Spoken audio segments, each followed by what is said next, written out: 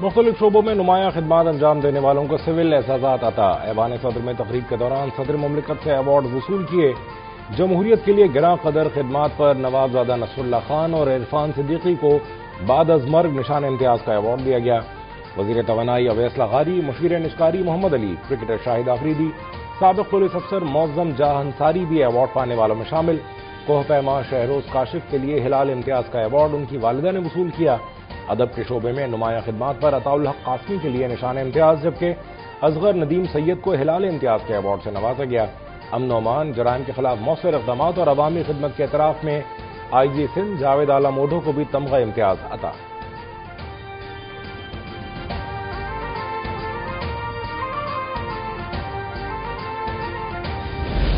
جناب لیاقت علی شہید کو ستارہ شجاعت بعد شہادت کا اعزاز عطا کیا ہے۔ آپ کا اعزاز آپ کی والدہ محترمہ نور بی بی وصول کریں گی۔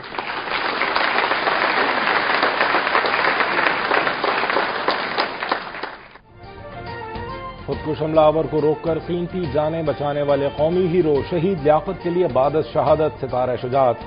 شہید کی والدہ، صاحبزادے اور بھائی نے صدر پاکستان سے قومی اعزاز وصول کیا۔ وزیر اعظم کی سفارش پر صدر آصف علی زرداری نے ستارہ شجاعت کی منظوری دی تھی۔ لیاقت شہید کے اہل خانوں کو پورے پروٹوکول کے ساتھ ایوان صدر لایا گیا تھا۔ لیاقت شہید نے خودکش حملہ آور کے ناپاک عزائم ناکام بناتے ہوئے اپنی جان قربان کی تھی۔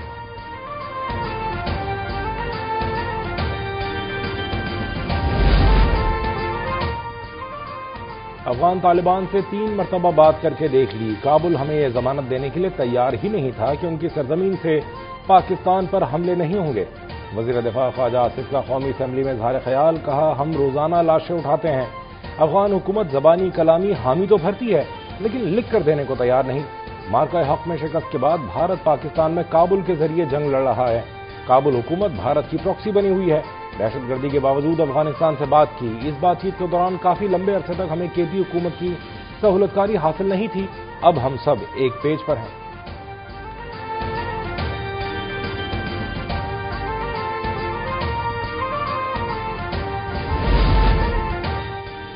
بھارت نے پاکستان پر جارحیت مسلط کی۔ دہشت گردی بھارت کا داخلی معاملہ ہے۔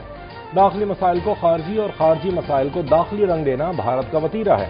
وزیر اطلاعات عطاء اللہ تارڑ کا مارکہ حق کے حوالے سے تقریر سے خطاب، کہا پاکستان کی سول اور عسکری قیادت میں مکمل یکسوئی ہے۔ چیلنجز سے نمٹنے میں فیلڈ مارشل عاصم منیر کی قیادت کو خراج تحسین پیش کرتے ہیں۔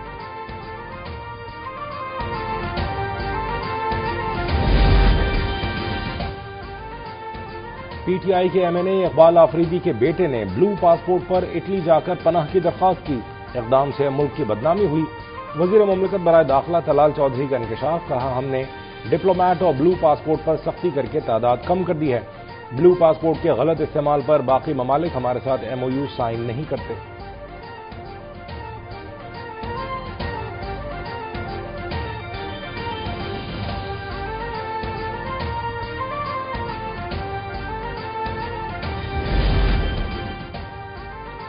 امریکی صدر ڈونلڈ ٹرمپ 3 روزہ دورے پر بیجنگ پہنچ گئے۔ بیجنگ ایئرپورٹ پر امریکی صدر کا پرتپاک استقبال، بچوں نے پھول پیش کیے۔ صدر ٹرمپ اپنے چینی ہم منصب شی جن پنگ سے ملاقات کریں گے۔ ٹرمپ چینی صدر سے تجارت اور عالمی معیشت پر بات چیت کریں گے۔ صدر ٹرمپ ایران جنگ اور مسئلہ تائیوان پر بھی بات کریں گے۔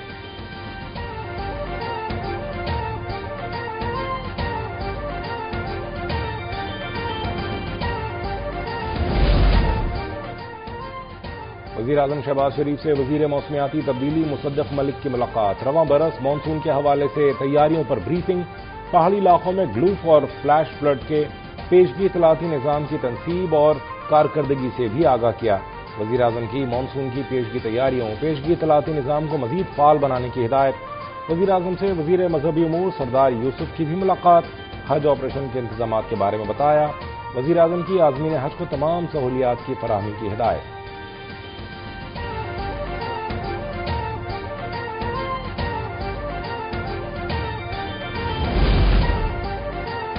وزیر خزانہ محمد اورنگزیب کی سربراہی میں حکومتی معاشی ٹیم اور آئی ایم ایف وفد کے درمیان مذاکرات، معاشی صورتحال، اصلاحاتی ایجنڈے، بجٹ پالیسیوں پر بریفنگ۔ چین سمیت دیگر عالمی شراکت داروں کے ساتھ معاشی تعاون اور سرمایہ کاری اقدامات سے بھی آگاہ کیا گیا۔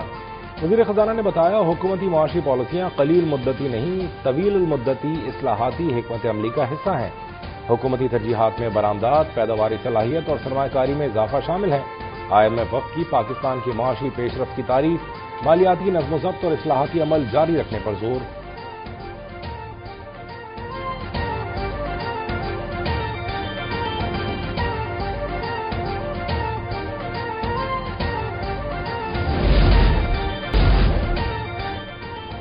IMF سے 1 ارب 30 کروڑ ڈالر کی قسط پاکستان کو موصول، اسٹیٹ بینک نے تصدیق کر دی۔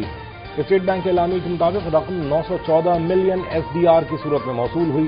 رقم وصولی توسیعی فنڈ سہولت اور RSF پروگرام کے تحت ہوئی۔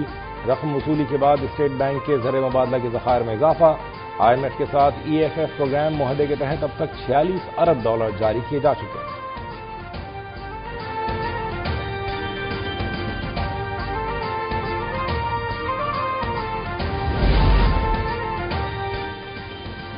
وفاقی وزیر منصوبہ بندی احسن اقبال نے کہا ہے ماہانہ ترقیاتی اپڈیٹ نے مسلسل اشاعت کا 1 سال مکمل کر لیا۔ ترقیاتی رپورٹ اب پالیسی سازی اور معاشی معلومات کا مستند حوالہ بن چکی ہے۔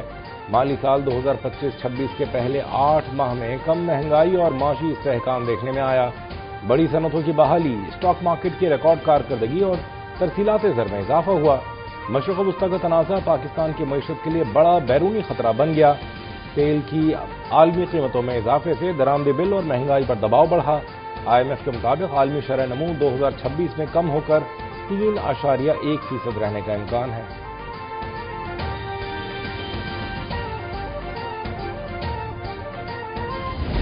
مشکلات کا دور ہے، ایسے میں اگر انسان اپنے گھر کا، اپنے خاندان کا، اپنے بچوں کا خرچ اٹھا لے، مکان کے لیے پیسے نہیں بچتے، مکان خریدے تو خرچ کے لیے پیسے نہیں بچتے، تو مجھے آج بہت خوشی ہے کہ اللہ تعالیٰ نے آپ کو اپنا گھر، اپنی چھت دی ہے۔ وزیر اعلیٰ مریم نواز نے کہا ہے کہ غریب اور درمیانے طبقے کو اپنی چھت فراہم کرنا ترجیح ہے۔ جن لوگوں کے پاس زمین نہیں انہیں مفت فراہم کریں گے۔ لاہور میں تقریب سے خطاب میں کہا اپنا گھر بہت بڑی نعمت ہوتی ہے۔ مہنگائی، مشکلات کے دور میں مکان بنانا مشکل کام ہے۔ غریب مزدوروں کو گھر کی فراہمی پر انتہائی خوشی ہے۔ ہر رہائشی فلیٹ کی تعمیر پر 35 لاکھ روپے لاگت آئی ہے۔ مستحق مزدوروں کو رہائشی فلیٹس مفت فراہم کیے جا رہے ہیں۔ پہلے مرحلے میں 720 رہائشی فلیٹس دیے جا رہے ہیں۔ ٹیکسلا میں 500 گھر تکمیل کے قریب ہیں۔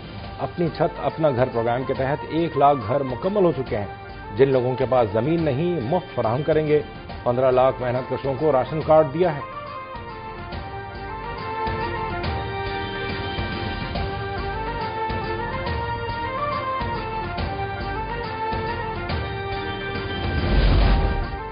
وزیر اعلیٰ سندھ مراد علی شاہ نے کراچی کے لیے 10 میگا پروجیکٹس کی منظوری دے دی۔ 10 ارب روپے کے فنڈز بھی جاری کر دیے۔ CM ہاؤس میں اجلاس کے دوران نارتھ کراچی پاور ہاؤس اور 4K چورنگی پر 5 ارب روپے سے نیا فلائی اوور بنے گا۔ مراد علی شاہ کا اورنگی، کلفٹن، کورنگی میں سڑکوں کی بحالی اور نکاسی آب کے نظام پر فوری کام شروع کرنے کا حکم۔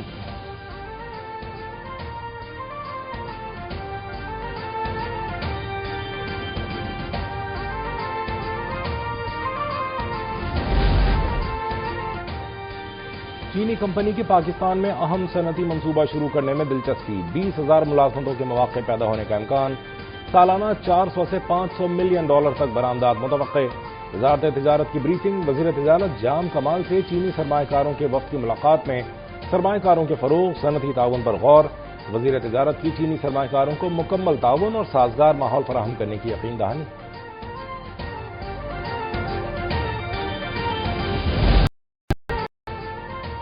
حکومت کا گیس صارفین کو 140 ارب روپے کی کراس سبسڈی ختم کرنے کا فیصلہ۔ جنوری 2027 تک گیس پر رعایتیں مرحلہ وار ختم ہوں گی۔ ذرائع کے مطابق گیس اور بجلی پر سبسڈی اب استعمال نہیں، آمدنی کی بنیاد پر دی جائے گی۔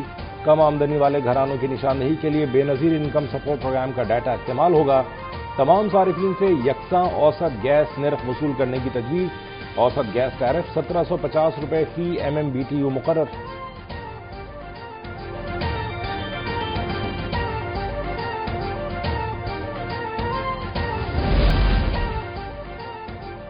بجلی کی لوڈ شیڈنگ میں نمایاں کمی ہوئی۔ کئی فیڈرز پر لوڈ شیڈنگ 0 کر دی۔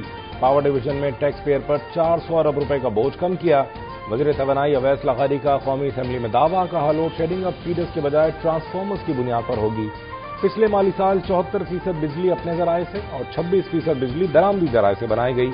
آنے والے سالوں میں مقامی بجلی کی پیداوار 96% تک پہنچ جائے گی۔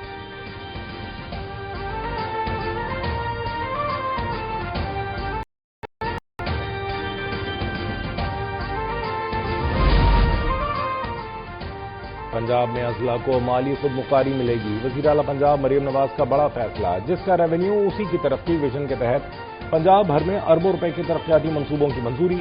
وزیر اعلیٰ کی زیر صدارت کمشنرز کے اہم اجلاس میں ساہیوال، سرگودا اور ملتان ڈویژنز کے ترقیاتی پلانز کا جائزہ۔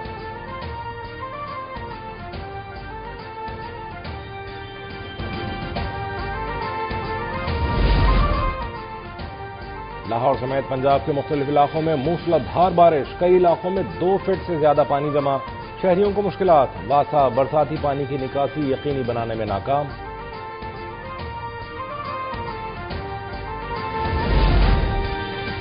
کراچی میں گرمی نے شہریوں کی چیخیں نکلوا دیں، درجنوں شہری بے ہوش، ڈی ہائیڈریشن کا شکار افراد کو اسپتال منتقل کرنا پڑا۔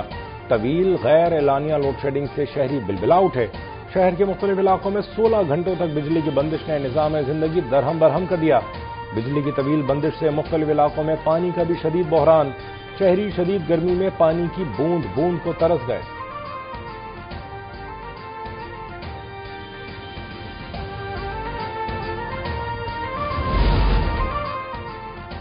کراچی کی سب سے بڑی کوکین ڈیلر انمول اور پنکی کی سنسنی خیز آڈیو سامنے آ گئی۔ لیک آڈیو میں ملزمہ کو کہتے سنا جا سکتا ہے کہ اس کی گرفتاری سے کوکین سپلائی کام متاثر نہیں ہوگا کیونکہ اس نے جانشین مقرر کر دیا ہے۔ ایک مرد تمام معاملات سنبھالے گا اور اس کے پرانے نمبر سے ہی نیٹ ورک آپریٹ ہوگا۔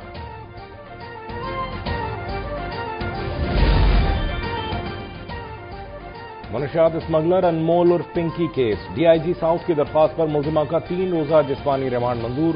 ایڈیشنل آئی جی کراچی نے تحقیقات کے لیے ایس ایس پی ساؤتھ اور S P investigation district city کی سربراہی میں 2 ٹیمیں بنا دیں۔ تفتیشی ٹیمیں 15 روز میں تفصیلی رپورٹ پیش کریں گی۔ قائمہ کمیٹی داخلہ نے انمول اور پنکی کے حوالے سے اے این ایف سمیت تمام اداروں سے ریکارڈ طلب کر لیا۔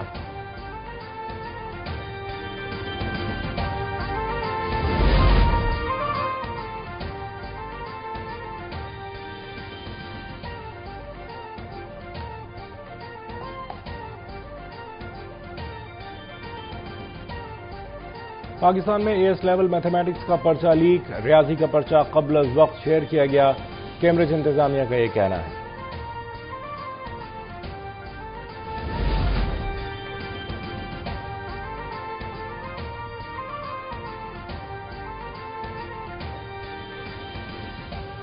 قومی ٹیم کا آج آرام، کل صبح 10 بجے پریکٹس سیشن شیڈیول۔ پاک بنگلہ دیش دوسرا ٹیسٹ 16 مئی سے شروع ہوگا۔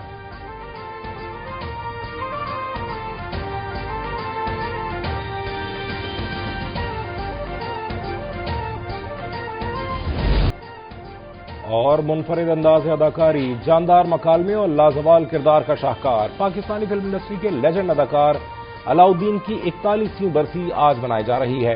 اداکار آج بھی فلمی دنیا کا درخشاں ستارہ سمجھے جاتے ہیں۔